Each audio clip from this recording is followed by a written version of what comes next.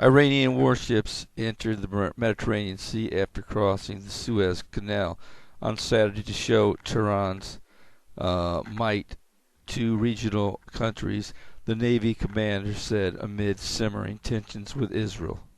The Strategic Navy of the Islamic Republic of Iran has passed through the Suez Canal for the second time since the 1979 Islamic Revolution. Admiral Habala Sierri said in remarks quoted by the official IRNA news agency. He did not say how many vessels had crossed the canal or what missions they were planning to carry out in the Mediterranean, but said the flotilla had previously docked in the Saudi port city of Jeddah. As many of you know, Russia has already, their presence has already been there for many, many months in Syria, and they also have actually a number of bases located in Syria. So this is turning out to be a very volatile mix. In the meantime, officials in key parts of the Obama administration are increasingly convinced that sanctions will not deter Tehran from pursuing its nuclear program and believe that the U.S. will be left with no option but to launch an attack on Iran or watch Israel do so. The president has made clear in public and in private to Israel that he is determined to give sufficient time for recent measures such as the financial blockade and the looming European oil embargo to bite deeper into Iran's already battered economy before retreating from its principal strategy to pressure Tehran. But there is a strong current of opinion within the administration, including in the Pentagon and the State Department, that believes sanctions are doomed to fail, and that their principal use now is in delaying Israeli military action, as well as reassuring Europe that an attack will only come after other means have been exhausted. If Obama were to conclude that there is no choice but to attack Iran, he is unlikely to order it before the presidential election in November unless there is an urgent reason to do so.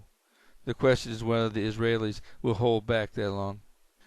Earlier this month, the U.S. Defense Secretary Leon Panetta told the Washington Post that he thought the window for an Israeli attack on Iran is between April and June. But other official analysts working on Iran have identified what one described as a sweet spot, where the mix of diplomacy, political timetables, and practical issues come together to suggest that if Israel launches a unilateral assault, it is more likely in September or October, although they describe that as a best guess. However, the Americans are uncertain as to whether Israel is serious about using force if sanctions fail or has ratcheted up threats primarily in order to pressure the U.S. and Europeans into stronger action. For its part, the U.S. is keen to ensure that Tehran does not misinterpret a commitment to giving sanctions a chance to work as a lack of willingness to use force as a last resort. American officials are resigned to the fact that the U.S. will be seen in much of the world as a partner in any Israeli assault on Iran, whether or not Washington approved of it. The administration will then have to decide whether to, in the parlance of the U.S. military, pile on by using its much greater firepower to finish what Israel starts. There is a school of thought, a suspicion, even within the administration, that Netanyahu might consider the height of the U.S. election campaign the ideal time to attack Iran, with a hawkish Republican candidate ever ready to accuse him of weakness. Obama's room to pressure or oppose Netanyahu would be more limited than after the election. One theory is that Netanyahu and Barak may calculate that if Obama doesn't support an Israeli strike, he's unlikely to punish Israel for taking unilateral action in a contested election year, said Colin Kahl, former U.S. Assistant Secretary of Defense for the Middle East.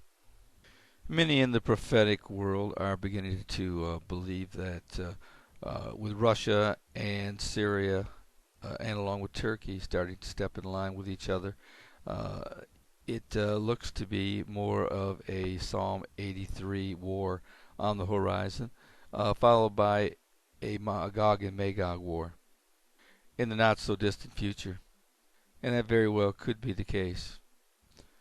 Although I see this as a possibility, frankly, I lean toward a different theory for the future. Frankly, I believe the next big prophetic happening on God's calendar is the rapture of the church.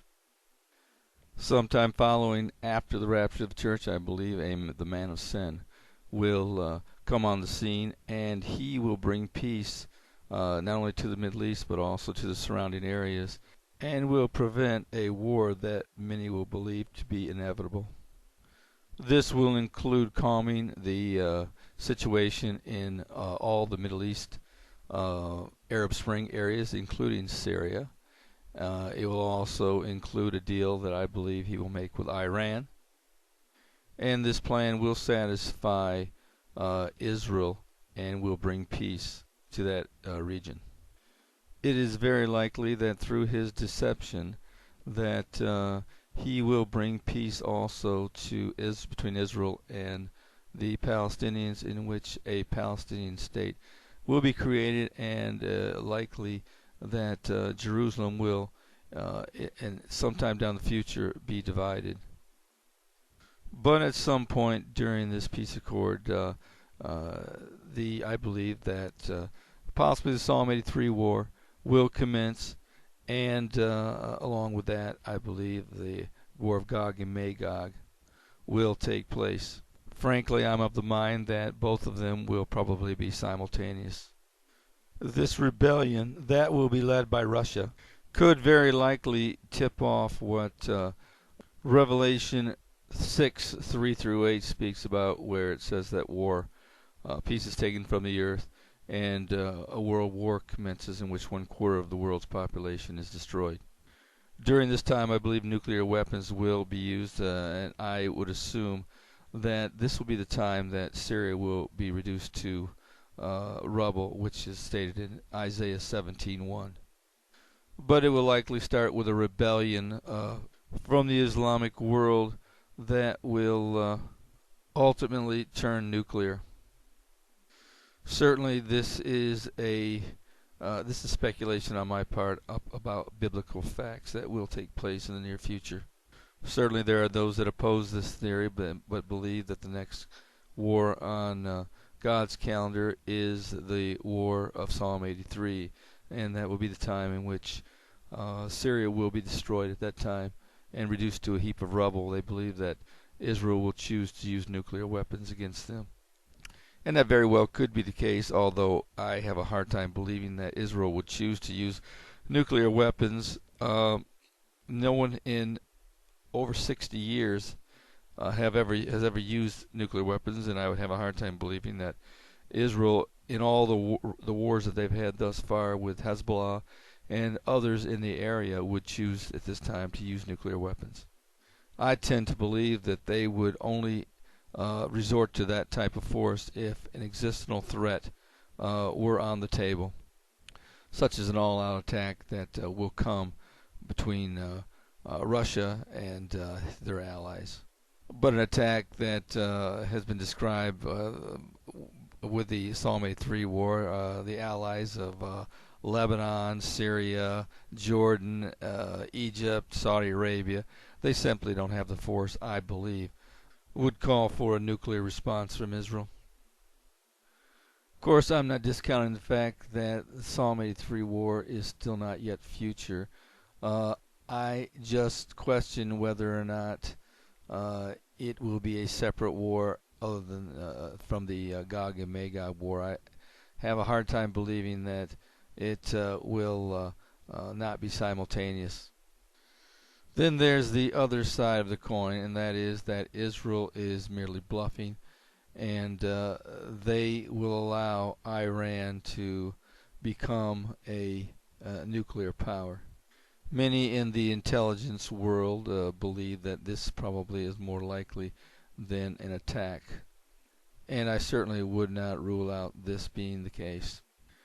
In other related news, Turkey says that they will never allow any third country, particularly Israel, to use intelligence obtained by a NATO radar system, its foreign minister said on Friday. His remarks came after some media outlets reported that the United States and Israel had carried out a joint missile test by using intelligence gathered by a NATO radar system based in eastern Turkey.